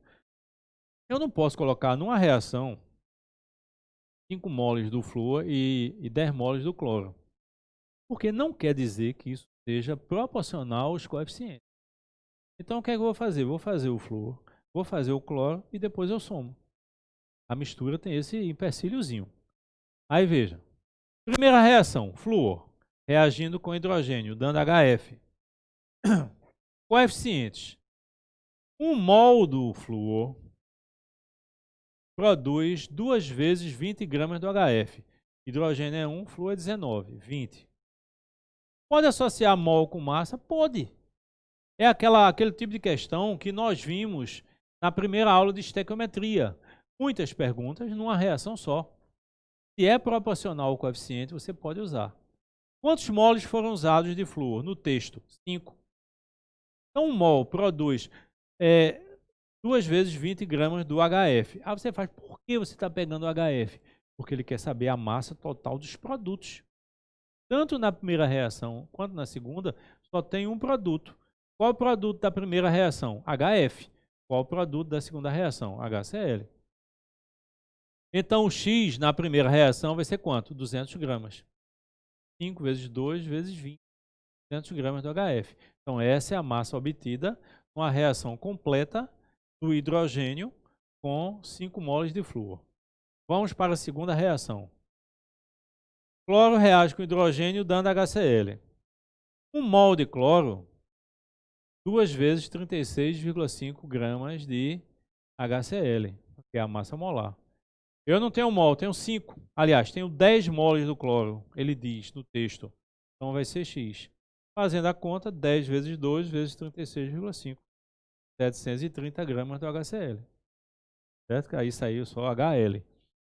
Certo? Uma falhazinha, mas você corrige. Então, na primeira reação, quanto foi obtido do produto? 200. Na segunda reação, quanto foi obtido do produto? 730. Mas ele pede a massa total dos produtos. Então, a massa dos produtos, 200 de HF mais 730, 930. Não tem importância as substâncias serem diferentes? Não. Ele não está pedindo de uma substância, ele está pedindo dos produtos. É diferente. Ok? Mas acontece que você vê isso muito em fisicoquímica. É comum em fisicoquímica, na estequiometria às vezes. Texto bem pequeno e a resolução bem grande. É o que acontece nessa letra B, que você já vai ter que usar esquemas, você vai ter que usar sistemas para poder resolver. Então, o que foi que eu achei ideal para a gente? Eu não resolvo essa questão. Então, vai ser um desafio de 1 semana.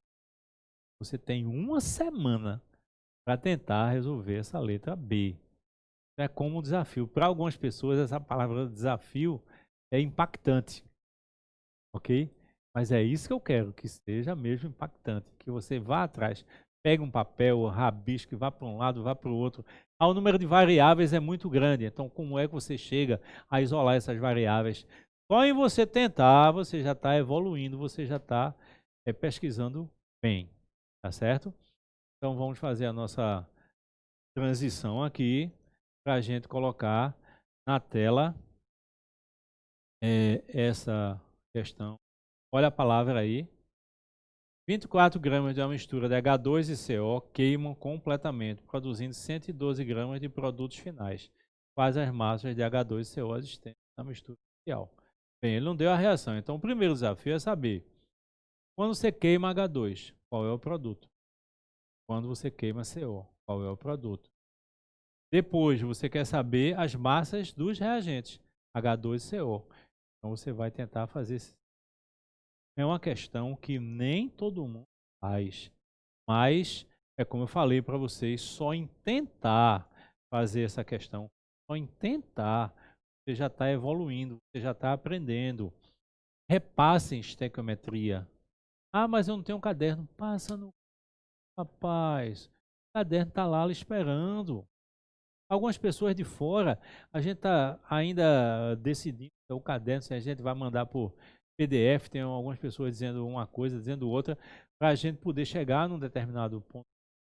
O envio não está fácil por causa dos correios, por causa de outras coisas. Para chegar lá, é assim.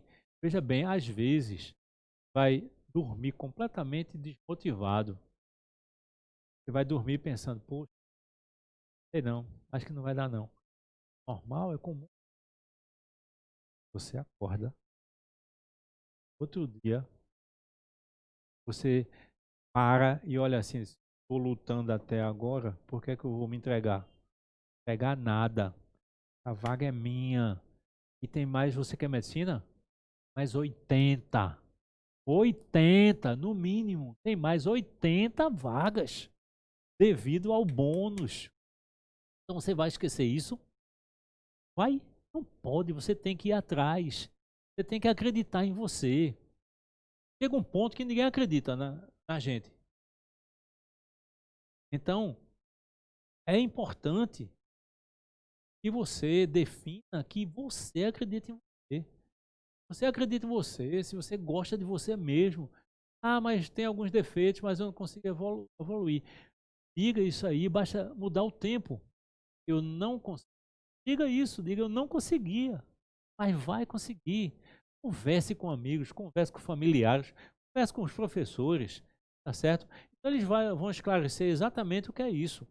Para o professor, é muito chato a gente ver aquele aluno que tem 1000 condições de passar entre os 10 primeiros colocados e às vezes ele não passa por causa de uma desmotivação prévia, tá certo? Então estamos juntos, estamos nessa e está lançado um desafio. Vamos ver se vocês conseguem, tá bom? Beijo no coração de todos e até a próxima aula.